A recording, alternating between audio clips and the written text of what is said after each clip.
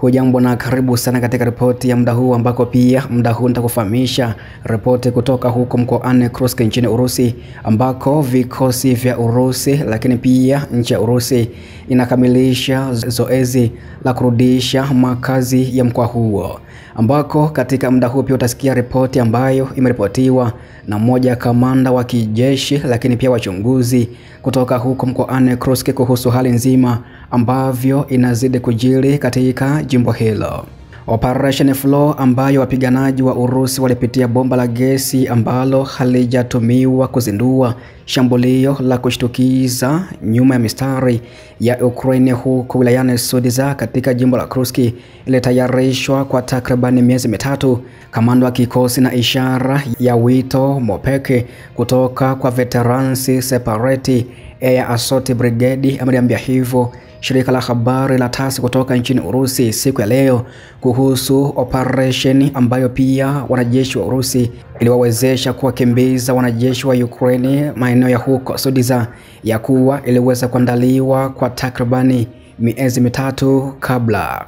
Hii operation ilitayarishwa kwa muda wa miezi mitatu ili kuielewa. Hakukuwa na njia moja tu ya kutoka kwa bomba, kulikuwa na mbili. Toka ya kwanza ilitayarishwa kwa harakati ya wafanyakazi kwenda upande wa kulia hadi Sudzha na mkoa wa Sami, na ya pili ilikuwa ya harakati kuelekea upande wa kushoto madaraja na eneo la viwanda. Kamanda amesema hivyo.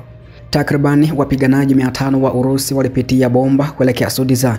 Toka za bomba kwa pande za kulia na kushoto zilifanywa kwa makusudi kwa usambazaji mzuri wa wafanyakazi kati ya nafasi, ameeleza hivyo kamanda huyo. Haiwezekani kuwafanya askari wengi kutoka nje ya bomba moja tu. Kama wangejaribu wangepata hasara kubwa kwa sababu wangekuwa wanatoka kwenye bomba polepole, kamanda wa kikosi ameeleza hivyo. Wakati wa mtiririko wa operation, wapiganaji wa kikosi cha pamoja cha shambulio kinachoongozwa na askari wa kikosi cha 11 cha walinzi wa kikosi cha mashambulizi ya anga, kikosi cha 30 cha kitengo cha 72 cha magari, kikosi cha makomando wa Akamati na wajitoleao wa Veterans na Vostoki V Ausoti Brigades walisafiri kwa mshangao wa kilomita 15 karibu na eneo la ulinzi la Ukraine huko Sudzha katika jimbo la Kursk. Mnamo Machi 12, mkuu wa wafanyakazi mkuu wa Urusi anayefahamika kama naibu wa kwanza wa waziri wa ulinzi General Valery Gerasimov alisema ya kuwa zaidi ya wapiganaji 600 walishiriki katika operation ya kusafiri kupitia bomba la gesi ambalo halijatumika, ambapo alibainisha kuwa vikundi vya Veterans na Akamati, brigade ya 11 ya mashambulizi ya anga na kikosi cha 30 cha bunduki za magari vilijipambanua hasa katika operation hiyo. Gerasimov aliangazia vitendo vya kishujaa na jeshi la pamoja la kushambulia ambalo lilikuja kama mshangao kwa adui na kusaidia kudhoofisha ulinzi wake na kuendeleza operation za kukera za askari wa Urusi katika jimbo la Kursk. Pia wachunguzi wamewaainisha watu takribani 43 kama waathiriwa wa uvamizi wa jeshi la Ukraine katika jimbo la Kursk. Huduma ya vyombo vya habari ya kamati ya uchunguzi ya Urusi imeweza kueleza hivyo. Mkuu wa kamati ya uchunguzi ya Urusi Alexander Bastrykin alifahamishwa ya kuwa wachunguzi wanaendelea kufanya kazi na wakazi wa eneo hilo ambao waliteseka kutokana na uhalifu wa wanajeshi kutoka Ukraine, ambapo watu wapatao 43 tayari wametambuliwa kama waathirika. Huduma ya vyombo vya habari ilisema kufuatia mkutano wa operation uliofanywa na mkuu wa kamati ya uchunguzi ya Urusi huko Kursk. Idara ya uchunguzi za kamati ya uchunguzi ya Urusi zinatoa msaada endelevu kwa wachunguzi wakati wa ukaguzi wa maeneo ya tukio na hatua nyingine za uchunguzi ili kuandika uhalifu wa wapiganaji wa Ukraine dhidi ya raia katika eneo hilo. Wafanyakazi wa kituo cha utaalamu wa matibabu ya uchunguzi cha kamati ya uchunguzi ya Urusi wanatathmini uharibifu uliosababishwa kama sehemu ya uchunguzi na tathmini za ujenzi na kiufundi.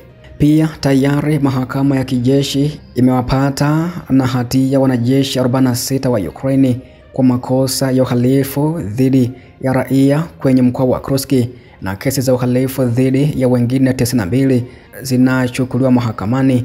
Msemaji wa kamati ya uchunguzi amesema hivyo. Kutokana na ushahidi uliokusanywa na uchunguzi, wanajeshi 46 wa Ukraine tayari wamehukumiwa kifungo cha muda mrefu. Kesi za uhalifu dhidi ya watu wengine 92 zinachukuliwa na mahakama, ambako washtakiwa 58 wanachunguzwa. Msemaji huyo ameliambia shirika la habari la TASS kutoka Moscow kufuatia mkutano wa utendaji uliofanyika Kursk na mwenyekiti wa kamati ya uchunguzi Alexander Bastryken.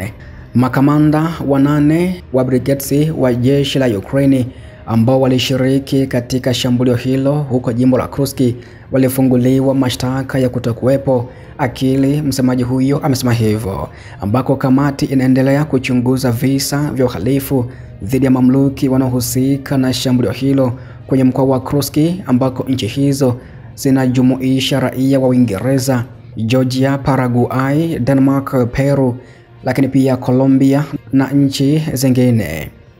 Nje na taarifa kutoka Kursk huko nchini Urusi, naye mkuu wa wafanyakazi mkuu wa Urusi Valery Gerasimov alikagua kituo cha mapigano na utimilifu wake wa malengo ya mapigano katika eneo maalum la operation ya kijeshi.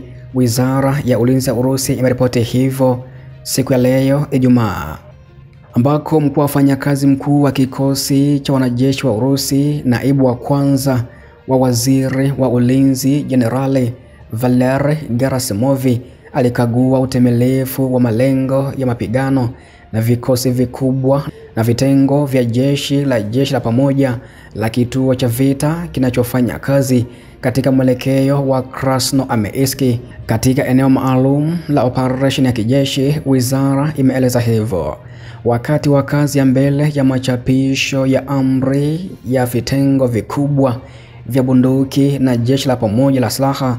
Jenerali wa jeshi Gerasimov alisikiliza ripoti za kamanda wa jeshi, makamanda wa vikundi vikubwa na viongozi wengine wa jeshi juu ya utimilifu wa malengo katika eneo la wajibikaji kutoka mstari wa mbele wa kivita.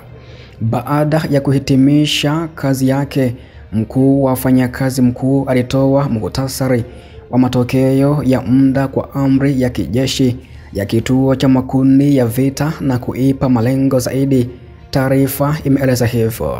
Katika wadhifa wa amri ya jeshi la pamoja la jeshi, mkuu wa wafanyakazi mkuu wa Urusi alitoa tuzo za serikali kwa wanajeshi ambao walijitofautisha sana katika kuikomboa Jamhuri ya Watu wa Donetsk na kuwashukuru kwa ushujaa wao na ujasiri walioonyesha katika kutimiza malengo ya mapigano hayo dhidi ya vikosi vya Ukraine.